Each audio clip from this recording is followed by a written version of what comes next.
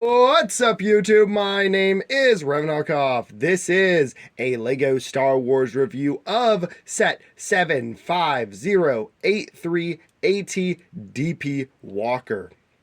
This set is from 2015 and it was released in the winter wave of 2015 and retired in the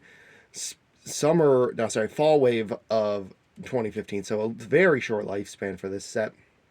It retailed for $49.99, and new in box or sealed in box, you're looking at $180 according to Brick Economy. Of course, you could find it for cheaper.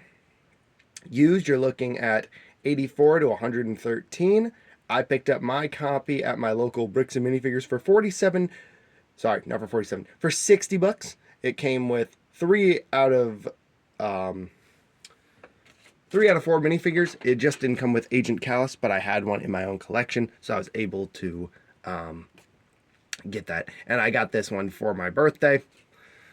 So this is the nice box art here. I always like the Rebels box art. And here is the back of the box showing off some of the features. We're of course going to take a nice closer look at the firing. You can open the hood and swivel the gun. And yeah, let's get into this. As you can see, relative to a minifigure size, the Walker is quite tall. I mean, Kallus here only comes basically up to this yellow kneecap here, and that's really it. So this is quite a tall Walker here. But I very much like the look of it. It's a very strange looking Walker. Fun facts I know about this Walker is that it's actually based off of concept art for the ATST. So what it could have looked like, and funny how we actually, you get what the ATST is now, and then you also get the concept of the ATST with a new version of a Walker. So it's kind of fun when they do that. Let's get into the details here. You can see on its legs here, you got two stickers right there, just with some yellow triangles. Not too many stickers in this set. A lot of prints, really. Like these great rounded prints on the side of its eye here, or what would be an eye, is these ones right here. Very nice, very nice. This right here is another sticker. Then on the other side, it's basically the same. Another sticker. On the top, you have a small sticker for the hatch. And yeah, let's take a closer look now at the interior. So to get into your interior, you just flip this open here, as you can see. And there's not too much in there. You can fit your guys in there, and that's really all you need to do. We will remove them just so you can see a little clearer in there. You got 2 seats. Then you have these panels here with red that are on what do you call it? A hinge, so they can go back and forth. So you push them back, so you can slot your drivers in, and then you close them like that, so then they're nice and locked in. Of course, you have the other feature of the hatch itself. So to access the hatch, you just open up the hatch like so, and on the inside here, you have they can't actually like go from hatch to vehicle. You kind of have to choose where you want to put them, but you can put them up here like so. And yeah, they can be doing that, or you can have them holding the bar on the inside to not be falling over. And yeah, it's not a bad look. I think it looks pretty good with that. Also, there's another sticker right there. And then for your weaponry, you have this nice turret on a ball that you can swivel pretty well. Then, of course, you can turn the Walker's head pretty good. And then, of course, on the sides here, you can fire your flick fire missiles by just pushing in this, or even turning too far. So it could do that too. So that's pretty neat. Yeah. let's compare this to a modern Lego Star Wars AT-ST set. Here we are for a fun comparison, the size of the walkers. So this set right here, this is the Rogue One AT-ST. It was released in 2018, and this one was released in 2015. But they don't look too bad next to each other. This one has slightly taller than the AT-ST. But of course the AT-ST is much bigger. It's got a bigger fat head. But fun fact, you can only fit though one minifigure in this one when you can fit two in this one, which is annoying because this walker can also fit two people side by side. And this one does it correctly, and everybody, honestly, it's perfect that they're done correctly because you get both worlds here. You get accuracy because you can have them all fit in there, and then you also get to the use of the hatch as well by another one who doesn't have to be in the tank because someone is still driving the walker. While this one, you could have one guy opening the hatch and being out, looking out, but he's not driving because no one else is there to drive it. So that's just my thought on that. We could compare it to another walker too. Not an Imperial walker this time, but a Republic walker, the AT-RT. Obviously, it dwarfs it. It's very small compared to it, and this one only comes up to its, like, I don't know what you'd call that, knee panel there. But yeah, very short to it, obviously. And just before we get to the minifigures, we're going to take a look at it next to the big boy, the AT-AT.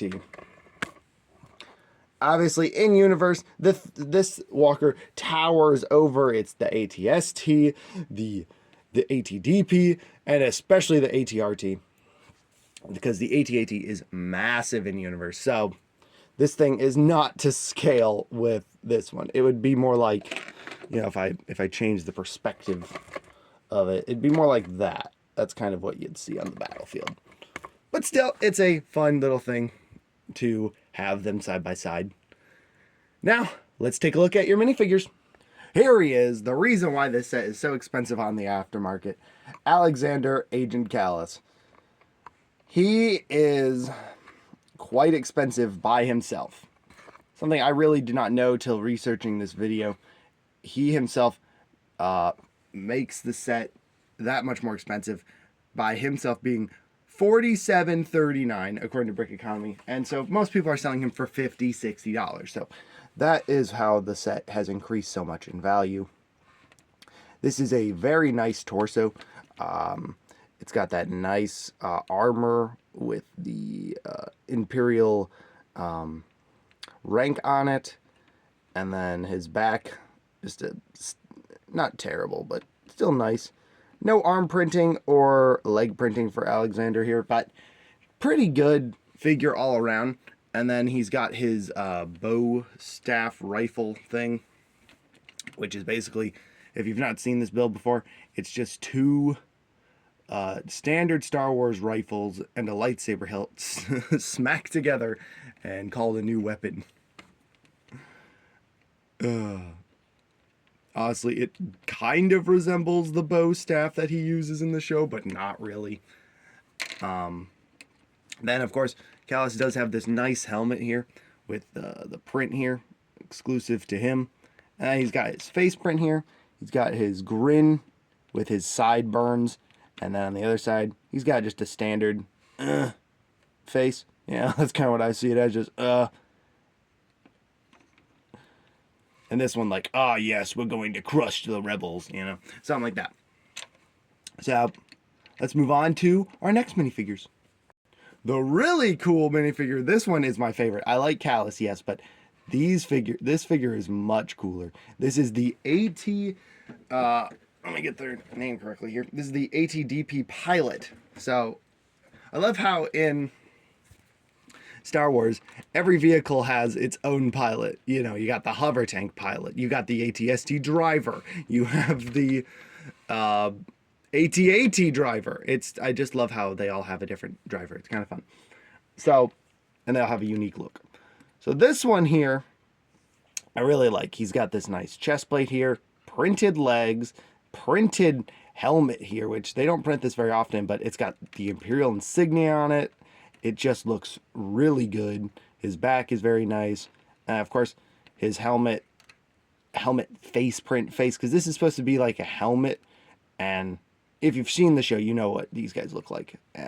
But yeah, this whole mask thing flips up in universe, and then like this just stays where it is. It's a really cool looking helmet, honestly, and I really like it. So it's cool to see that it's represented here in Lego. And fun fact, this figure was released in a micro fighter for the Walker, which is a set I did have, not this one, which I was really bummed about, but I at least did get the cool trooper. But yeah, but that's why this figure is not as expensive. He is about $10 on Brick Economy. Oh, and I forgot to mention, you get 2 of them. Something that does annoy me, though, about them is that they come with pistols, but you cannot fit them with them in the Walker. You have to take them off, so that's a little annoying. And there's no place to hang them up. All right, and here we are with the last figure, the Rebels Stormtrooper. Not very liked in the community due to its weird angled face. Very stylized, because when Lego was doing like the Clone Wars and the Rebels, they were trying to capture the animation style with the minifigures. And for most characters, it doesn't look terrible. The Stormtroopers are really the only ones that look really bad. They just look very droopy, just kind of weird. Let's take a look at some other Stormtroopers that they were releasing at that time. So, let's show off the history of Stormtroopers here. I don't have the most original one, but I have this one, who's very close, who came in my 2008 Death Star. And yeah, you can see the difference there. The face print is not as droopy. Then we have an updated version who gave him the nice armor here. However, he's basically the same as the last one, just with a different torso. Then we have the other one that was released in, I think, the same year, actually, or the year after. This one is called the Best Stormtrooper. He was used for quite a while in a few sets, and then he was, unfortunately, discontinued and changed into this monstrosity, which honestly kind of looks very similar to the Rebel Stormtrooper. It kind of has that droopy face, but it has the dual molded helmet. That's the reason why. But still, yeah, and he's got some nice leg printing. He's not a terrible trooper, but I prefer this version. And it would be so cool if they went back to this one. But back to this guy here. He's got some nice leg printing, torso printing, and then, of course, he's got back printing as well. Then he has the face they were using for all Stormtroopers, what was at that time known as Angry Clone Face, because at first it was just used for clone troopers, then it moved into the Stormtroopers, so it's like your whole army was clones, if you took off their helmets. So, yep, this is a classic face, and yeah, that is going to do it, though, for your minifigures. Let's get to the final verdict, and yeah.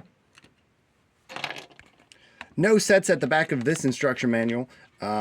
We do have, though, some figures here. You can see this Stormtrooper and then the newer 2015 Stormtrooper, but in silver, so he was a Shadow Trooper. So it's kind of funny that they had 2 different types of Stormtroopers at the same time. They had the Rebels one, and then they had the non-Rebels one. So it's kind of weird, but there's some pretty good figures that year. Definitely some highlights. You got Kanan over there.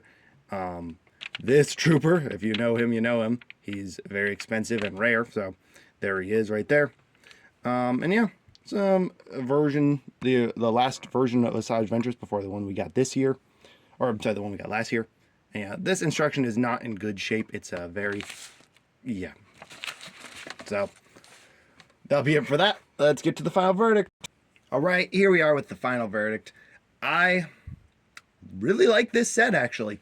It was a set I wanted as a kid, and It's a set that I played with at a friend's house once, and I thought it was fun then, and then having it in person myself as an adult, it's still a fun set. I'm definitely going to put it on my shelf. And yeah, the figures are really good. Of course, you have just the weird Rebel Stormtrooper, but what can you do about that? Not really much. But everyone else is really good in this set, and honestly, the Rebel Stormtrooper grew on me over the years. I did own 2 of their battle packs, so it did grow on me. But anyway, that's gonna do it for me, guys. If you like this set, let me know in the comments. If you have it, let me know that as well. But until then, guys, thank you so much for watching. Until then, Revan Alkoff signing out. Bye-bye, guys.